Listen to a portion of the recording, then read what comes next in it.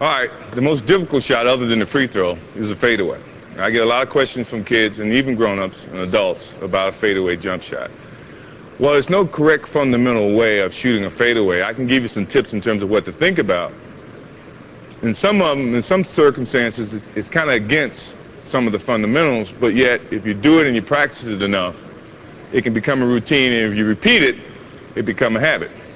Okay, in shooting a fadeaway, the one thing that you try to do is to create space between the defense. You try as much as possible to square your shoulders up so you're shooting towards your target. A lot of the times you're not going to be able to square them completely up, but you're going to square them up enough to it you can make your jump shot and make your adjustments to shoot the basketball. But you also got to be able to go both ways. That's the key component in terms of, as an offensive player, as I mentioned earlier, you want to be able to use all aspects of the shot, not just one side, not just turning over your right shoulder, but also turning over your left. And that's another instance of trying to keep the defense off balance so they cannot limit your options.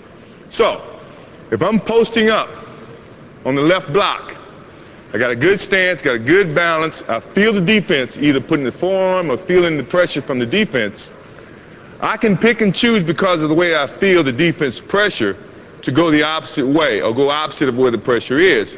Sometimes I can use as what I call the windshield wiper. And I'll tell you what the windshield wiper is. It's a fake to go one way and yet come back the other way.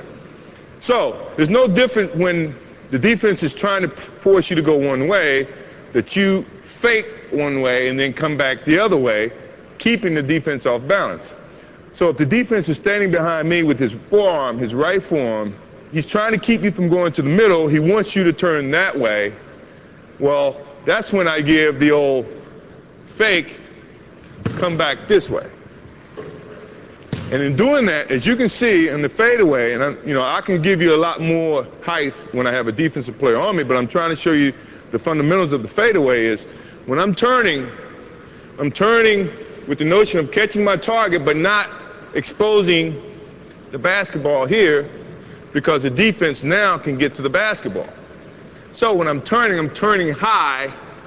So when I'm turning and I'm squaring up to the target, I'm bringing the basketball at a higher portion or angle that the defense cannot strip at the basketball. Karl Malone, Charles Barkley, all those defensive players, when they're playing the post, are very good at when you bring the ball here, it brings the little man in play, it brings a quicker defensive player in play. If you bring it here, you eliminate the little people, and it's hard for the defense to reach over your elbow and make a clean block. So, in the fadeaway, you're creating space here. As you see, my left foot is going to come back away from the defense, and you got to have strong enough wrists, and you have to practice this shot so you can make your adjustments shooting the basketball, moving away from the target, which is kind of opposite of what you're taught, which is one of the reasons it's not fundamentally the shot to shoot, but it's a great shot if you perfect it to create space from the defense and yet a hard shot to play defense towards. So, fade away, using my left, pushing off my legs, falling back, shooting towards the basketball.